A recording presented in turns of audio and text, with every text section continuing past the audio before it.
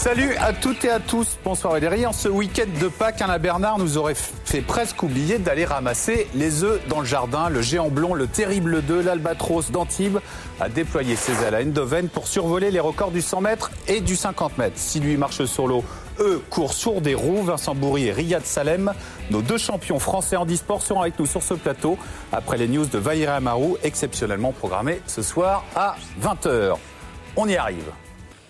Et avec nous sur ce plateau, Vincent Bourri, numéro 1 mondial de tennis de table. Bonsoir. Bonsoir. Bonsoir. Riyad Salem, international de basket. Bonsoir. Bonsoir. Et Samir Bouhaddi, international de la plume. On vous reçoit pour vous les prochaines compètes. Vincent, c'est le 2 et 3 mai. Je crois le championnat de France handisport de tennis de table à Gruissant. Oui. C'est ça? C'est dans le Languedoc-Roussillon. Oui, ouais. Exactement. Question géographique. Non, ça, on ne savait pas trop. Et pour vous, Riyad, c'est la Coupe d'Europe de basket fauteuil. Ce sera du 24 au 27 avril à Coubertin. Ouais. Vincent, il y a des compètes nationales qui ont été diffusées sur des télés, sur des choses comme ça, non? Très souvent, on a une couverture qui est au moins locale. La plupart des médias sont présents et on a parfois une couverture qui est nationale, mais qui demande à progresser. Je pense qu'en permanence, on a une couverture qui est de plus en plus grande. Et vous sentez qu'en année olympique, ça frétille un peu plus, justement? Vos histoires intéressent plus les médias? Oui, ça frétille un peu plus. Et en plus, on a des ambitions qui sont très fortes. On a des beaux résultats. On a envie d'aller en Chine pour ramener des médailles. Et ça nous fait vibrer. Et on arrive à le partager avec d'autres personnes. Donc, tout le monde s'y retrouve et c'est vrai que les jeux sont tellement importants qu'on arrive à partager ça avec tout le monde. Oui, on est présent. C'est un sport individuel, mais déjà on est numéro 1 mondial. Déjà, ça calme un peu tout le monde déjà. Voilà. Ouais. Double médaille olympique. On est fort en France. On est très fort en ping. Vous êtes fort. Alors on dit ping, on dit pas tennis de table. On dit tennis de table, ping-pong, ping. On arrive toujours à comprendre de quoi on parle. D'accord. Et en France, on a peut-être une couverture qui est moins forte justement que d'autres sports qui sont comme le basket justement, qui est très suivi, le tennis. Il y a des sports comme ça qu'on suit beaucoup plus. Et l'athlé aussi. L'athlé également. Mais parce que même chez les valides, ils sont plus suivis aussi. Exactement, ces sports-là. Enfin, j'imagine. Mais c'est vrai qu'en Chine, par contre, le ping, c'est quand même, c'est un peu comme le foot au Brésil ou le hockey au Canada. Ou le basket handisport en France, c'est vraiment c'est la nation du tennis. Il m'a vanné tout à l'heure en me disant on parlera pas de basket. C'est pas sympa. À Pékin, c'est limite agressif. C'est cruel. Le sport, c'est le sport, que ce soit c'est les résultats basket ou à roulette, c'est pareil. Vincent, il y va à Pékin. Ce sera du 6 au 17 septembre. C'est vrai. Vous êtes le grand favori. Alors, comme pour les valides, une année olympique, c'est pas une année comme les autres. Comment vous faites? Parce que vous travaillez?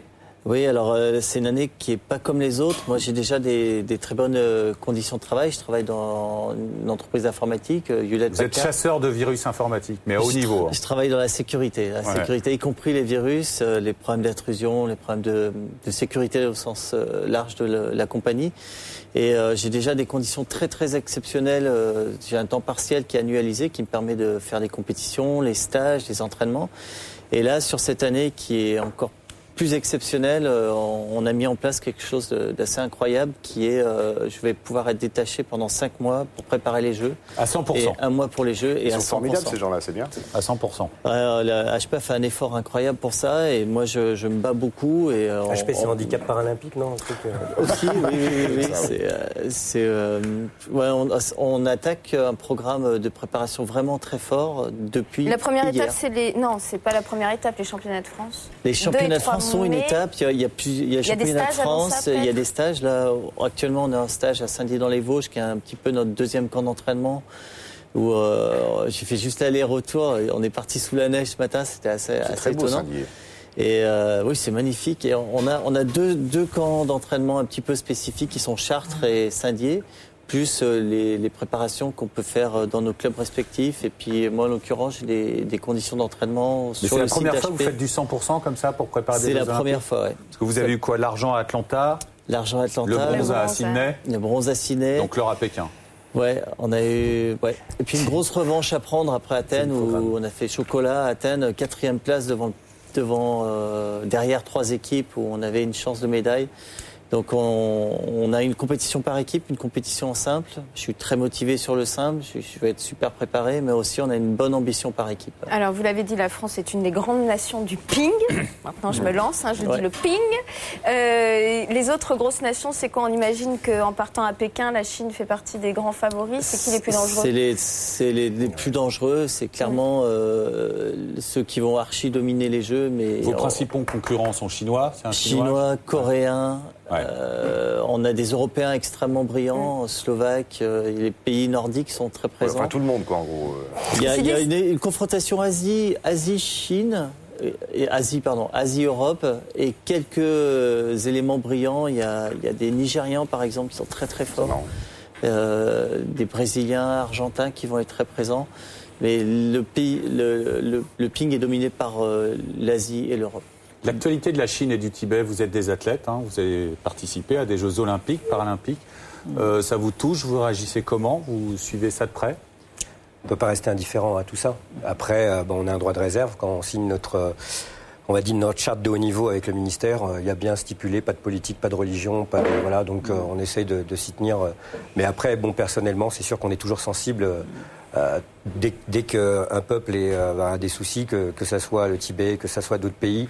Voilà, dès que ça va mal quelque part, dès qu'il y a des gens qui meurent, dès qu'il y a des gens qui souffrent, voilà. Pas de drapeau tibétain sur votre raquette alors, Vincent? C'est pas prévu, mais je pense que les Jeux, nous, on se prépare comme des fous pour que ça ait lieu. C'est une fête magnifique et il faut que les Jeux aient lieu. Moi, je crois que c'est vraiment important. Et il va y avoir un éclairage grâce à vous, grâce aux médias, grâce à plein de gens qui seront présents. Et si les Jeux n'ont pas lieu, la nuit tombe un peu sur la Chine, ça serait dommage. Il y a un éclairage qu'on peut partager à ce moment-là et qui va être important. Samir va nous parler d'un guerrier pacifique, Pierre de Coubertin. Absolument. Et voilà, tu auras la charge de rappeler Coubertin tous les jours. Je le ferai, mon cher Victor. Si j'étais Pierre de Coubertin, je crois que je me dirais que l'important n'est pas de participer, mais plutôt de gagner. Gagner sur le temps qui met beaucoup de temps à virer au beau temps dans certaines contrées. Gagner sur l'hésitation des grands de ce monde qui piétinent en faisant la part des choses entre les parts de marché et la part de l'homme. Et si j'étais Pierre de Coubertin, je me dirais aussi que le monde a presque réussi sa mue, puisqu'on parle aujourd'hui de choses qui jadis se taisaient, dans la moiteur des nuits lointaines où les races s'échangeaient dans l'ombre honteuse des aveux d'égalité fortuite. Fort de cet aveu, je ferai entendre ma voix d'outre-tombe, quitte à passer pour un vieux bonhomme aux moustaches trop longues et au costume démodé. Je me mettrai debout, les petits doigts sur la couture, le menton fier, et j'entonnerai une belle Marseillaise bien volontaire. Je me dirais que le monde va de mieux en mieux, puisque, paraît-il, les victimes ont la parole. Si j'étais Pierre de Coubertin, je ne me poserais donc pas la question du boycott, puisque l'humanité avance à pas de géant. Enfin, c'est ce qu'on dit. Mais le géant aussi a parfois des pieds d'argile, et de cette argile-là, certains d'entre nous que la vie a spoliés font une terre fertile. Ils sont handicapés, et ils sont sportifs, ils sont différents, et ils font du sport. Parce qu'ils ont un temps d'avance sur l'immobilité de nos années à venir, ils bougent au rythme d'un présent joueur, ils ironisent sur un passé, disons-le, moqueur. C'est que le pire est le propre de l'homme et que le rire est son salut. Alors il faut se frotter au vent, toujours se frotter au vent, quitte à s'inventer une vitesse que la Providence a violée. Si j'étais Pierre de Coubertin, je ne boycotterais que le mépris qui fait les génocides silencieux. Et j'inviterai mes nouveaux contemporains, à saluer le courage simple de ceux-là qui ne boitent pas du cœur. Si j'étais Pierre de Coubertin, je m'arrangerais pour ne pas être boycotté par Riyad, Vincent et les autres. Je vous souhaite bon courage pour la suite. Je rappelle 2 et 3 mai, championnat de France en e-sport de tennis de table à Gruissant, et 24 au 27 avril à Coubertin, Coupe d'Europe de basket. On suivra ça. On vous souhaite bon courage pour Pékin. Oui. Bon courage pour Pékin. Merci beaucoup. Mettez une petite pâtée aux Chinois de... Avec plaisir. Merci, à demain.